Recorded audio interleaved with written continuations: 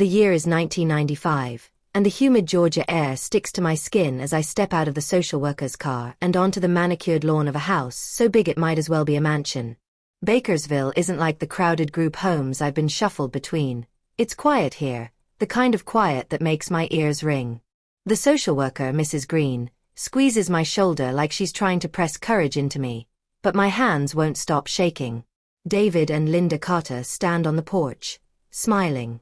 He's tall, dressed in a crisp suit despite it being a Saturday, his dark skin gleaming under the southern sun.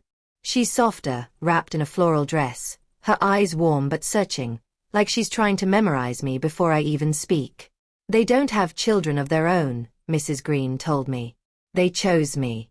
The house smells like lemon polish and something sweet baking in the oven.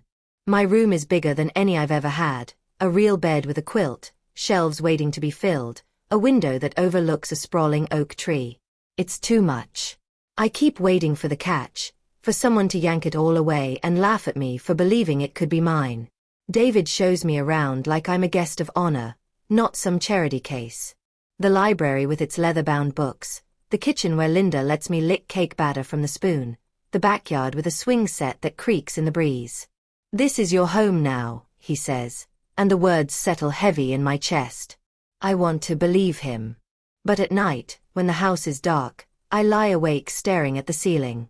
The silence here isn't like the group homes. No muffled crying, no screeching mattresses, just the hum of the air conditioner and the occasional rustle of leaves outside. It's peaceful. And that's what scares me the most. Because peace never lasts. I've learned that much. Linda tucks me in like she's done it 1,000 times, her fingers brushing my hair back. "Tomorrow's a new day," she whispers. I nod, but I don't close my eyes until she's gone. The moonlight spills across the floor, and for the first time in years, I let myself imagine what it would be like to stay. But deep down, I know better. Happy endings aren't for girls like me. Not really. 5 years slip by like pages torn from a calendar, each one sticking to my fingers before falling away. The Carter's house no longer feels too big. It fits me now, every creak in the floorboards familiar, every shadow in the hallway expected. I've learned to breathe without waiting for the other shoe to drop. Then Linda sits us down at the dinner table, her hands trembling around a positive pregnancy test, and just like that, the ground shifts beneath me. The house transforms before the baby even arrives. Pastel yellows and blues bleed into the neutral walls, stuffed animals crowding the shelves where law books once stood. David's smile stretches wider than I've ever seen, his hands constantly drawn to Linda's swelling belly like he's afraid it might disappear. I press my own palm against her stomach when she asks, feeling the tiny kicks beneath my skin, and tell myself this flutter in my chest is happiness. Jaden arrives on a stormy April night. From the moment they bring him home wrapped in a blue blanket, the air changes. The scent of baby powder replaces Linda's perfume, lullabies drown out the jazz records David used to play, and suddenly my straight-A report cards get tucked into drawers unread. I don't mind at first. Babies need attention, I know this. But then my birthday passes without a cake, then parent-teacher conferences get skipped, then my seat at the dinner table disappears to make room for the high chair. David still tries. He sneaks me books from the library when Linda's napping with Jaden, whispers, "I'm proud of you," when he thinks no one's listening. But his suits grow rumpled, his eyes tired, and more often than not he comes home late smelling of bourbon and rain. The night he dies, the police say his Mercedes hydroplaned on Route 17. The casket stays closed at the funeral. Grief turns Linda into someone I don't recognize. She stops wearing makeup, stops cooking, stops getting out of bed until noon. The first time she calls me a freeloader, I tell myself I misheard. The second time, her words slice clean through me. By the third time, I've learned to disappear, to fold laundry before she asks, to scrub toilets before she notices they're dirty, to make myself small enough to avoid her red-rimmed glare. Jaden's cries echo through the house at all hours, but Linda only has energy to tend to him. I learn to warm bottles with shaking hands, to change diapers with my breath held, to rock him to sleep while staring at the family photos on the wall. Photos I'm no longer in. The legal papers declaring me a Carter gather dust in some drawer. as meaningless now as the promises that came with them. Some nights, when the house is quiet, I press my forehead against the window of my bedroom, the same bedroom that once felt like a miracle, and watch my breath fog up the glass.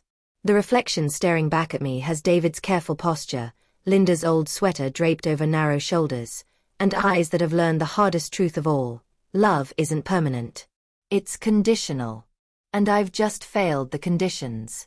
The morning of my 18th birthday arrives without fanfare. No balloons, no cake, just Linda sliding a stack of papers across the kitchen table while Jaden smears jelly toast across his high chair tray. The documents feel heavy in my hands: adoption termination papers on top, marriage license beneath. Ray Morrison's name stares up at me in smudged ink, and my throat closes around the questions I'm too afraid to ask. I recognize Ray from town, the mechanic at the rundown garage near the train tracks, his hands always stained with grease, his laughter too loud at the bar on Friday nights. He's a decade older, with a reputation whispered about in the beauty salon where Linda gets her hair done. When she tells me he's agreed to take me in, the word agreed hangs between us like an accusation. The courthouse wedding happens on a Thursday. I wear a yellow sundress from Goodwill that scratches my skin, and Linda signs as witness with a hand that doesn't shake. Ray smells like cigarettes and cheap aftershave when he slides the thin gold band onto my finger, a size too big, like everything else about this day. The judge doesn't ask if I want this. No one does. Our new home is a trailer on the outskirts of Bakersville, its aluminum siding dented from last season's hurricanes. The front steps groan under my weight, and the screen door hangs crooked on its hinges. Inside smells like mildew and stale beer, the carpet sticky beneath my bare feet. Ray tosses my suitcase onto the sagging couch and cracks open a beer before noon. "Make yourself useful," he says, and I learn quickly what that means. Laundry folded just so, dinner's ready when he stumbles in, silence when his temper flares. Days blur into weeks marked by empty liquor bottles and unexplained absences. Sometimes Ray disappears for 3 days straight, leaving me with $20 and a near-empty fridge.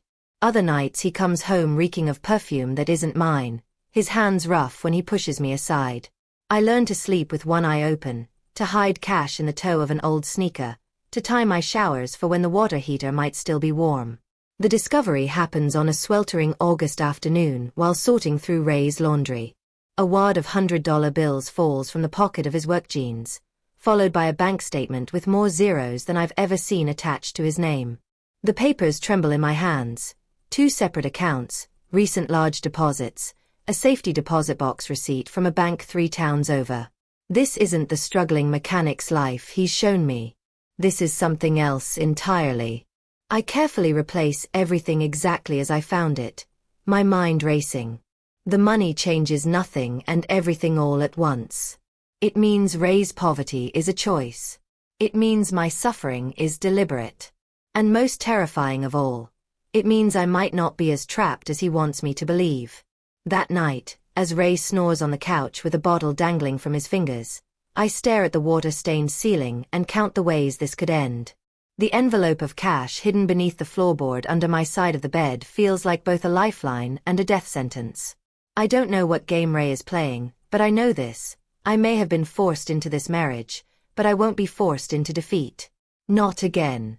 The discovery of Ray's hidden wealth changes everything and nothing at all. I continue my daily routines, scrubbing the linoleum floors that never stay clean, preparing meals that often go uneaten, folding laundry that smells of motor oil and sweat. But now my movements are calculated, my observations sharpened. Each time Ray leaves the trailer, I give him exactly 15 minutes before slipping into his private spaces. His toolbox reveals the first clue. Beneath the greasy wrenches lies a faded photograph of a younger Ray standing beside a sleek race car, his smile wide and unguarded. The local library's microfiche archives show me more newspaper clippings from 1989 detailing a rising star in underground street racing, a terrible crash at the Atlanta Motor Speedway, and a mysterious out-of-court settlement that disappeared from public records. I begin tracking Ray's absences on a calendar hidden between my mattress and box spring. His disappearances follow a pattern: always 3 days at the end of the month, always returning with fresh scratches on his knuckles and a new burn mark on his left forearm. The bank statements I secretly photocopy at the grocery store show regular deposits from something called Garrison Holdings LLC. Exactly $4,800 on the first Tuesday of every month. The truth comes together in fragments. The way Ray's hands still make steering wheel motions when he's deep in thought. The careful way he parks our battered truck facing the exit at all times. The locked briefcase under our bed that occasionally emits the faint beeping of an electronic timer. My careful investigation shadows one rainy Thursday evening when I'm kneeling by his dresser, a stack of racing medals clinking in my hands. The trailer door creaks open hours early, and suddenly Ray's shadow fills the room.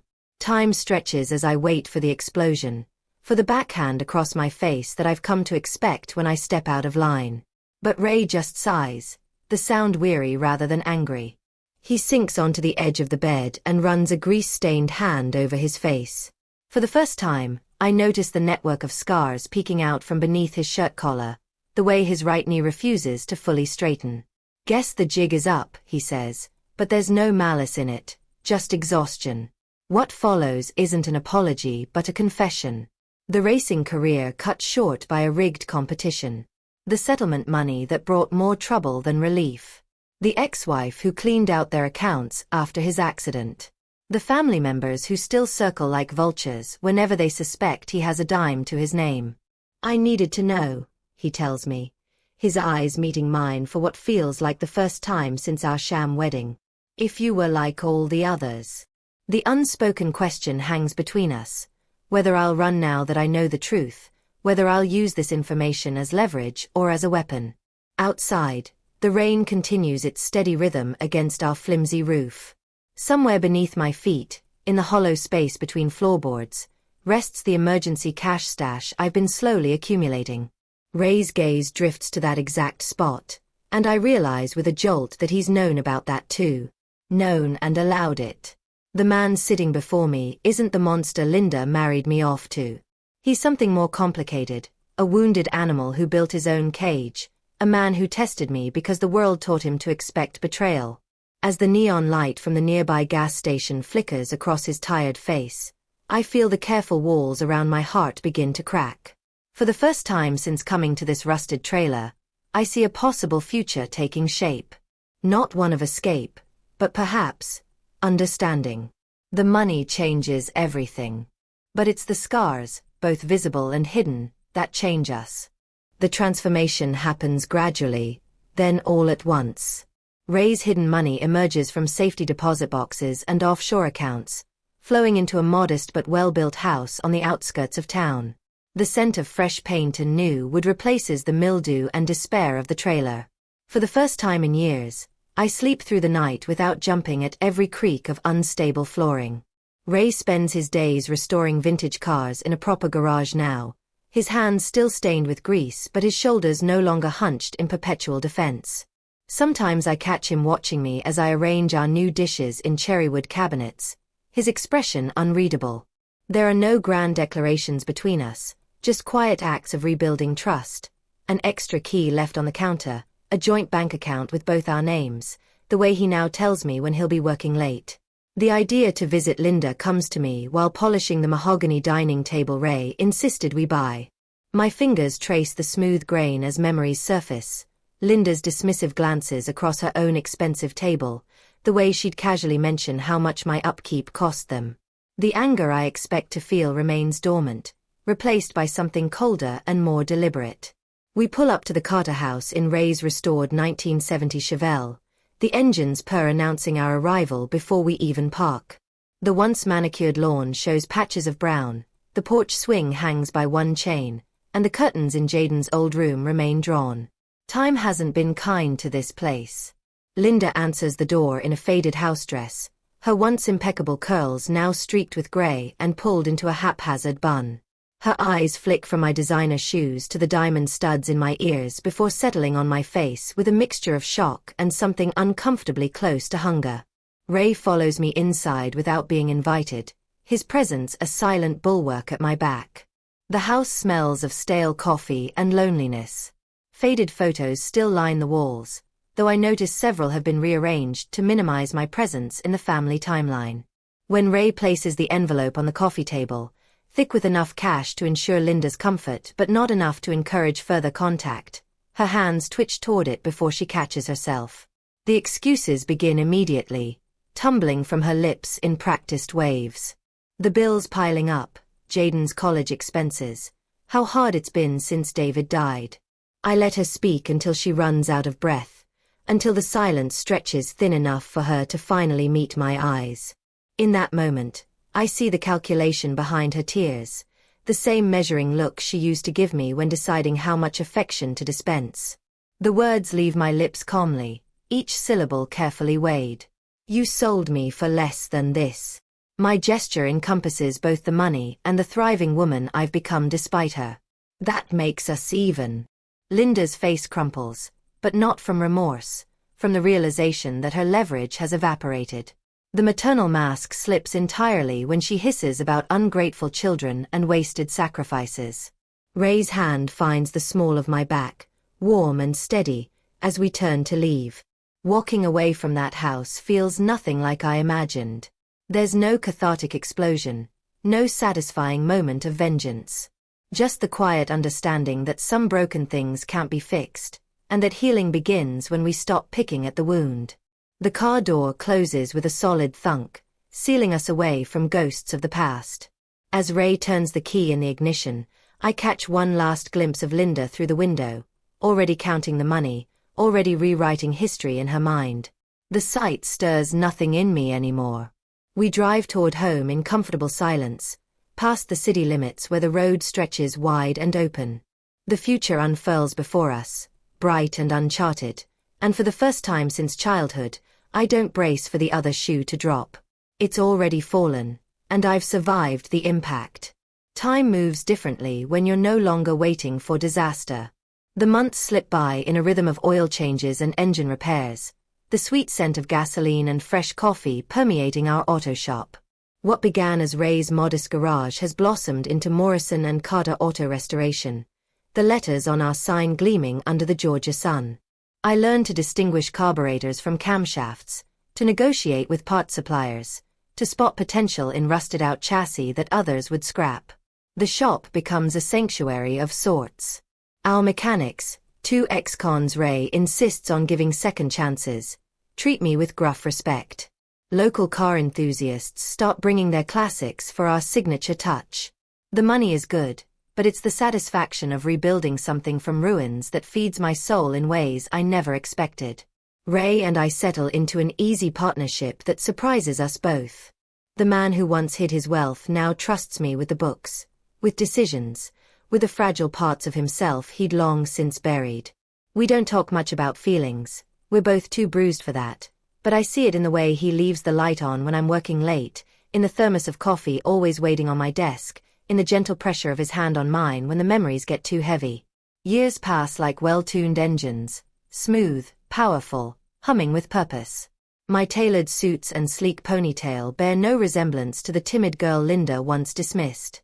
The diamond on my left hand catches the light as I sign paperwork, a quiet symbol of the life we've built from ashes.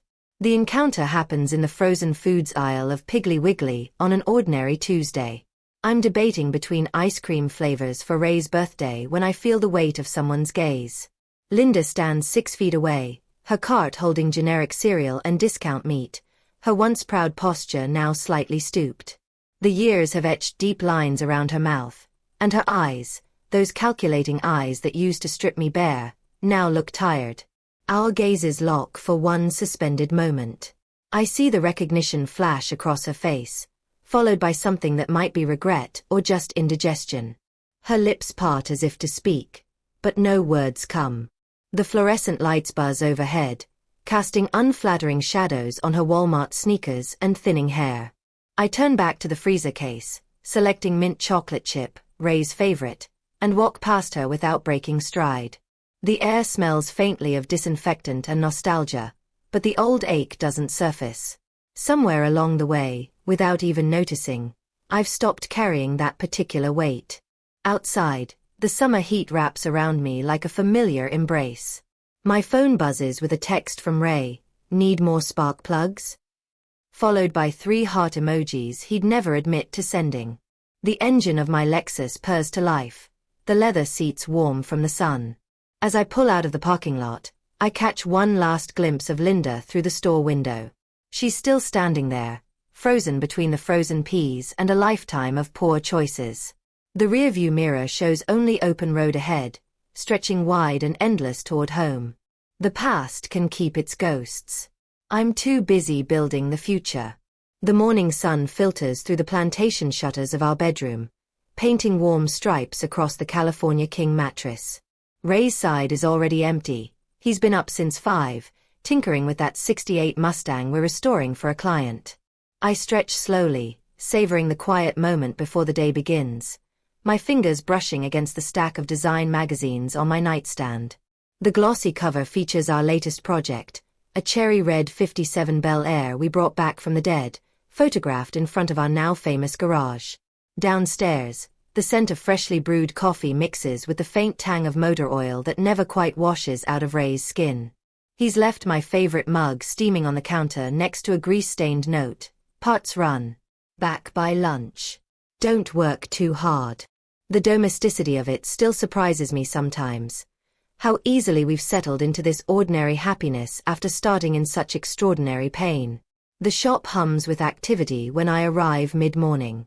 2 of our mechanics are elbow-deep in a Jaguar's engine bay, while our receptionist, a single mom we hired last year, laughs with a customer by the coffee station. The framed newspaper article on the wall catches my eye.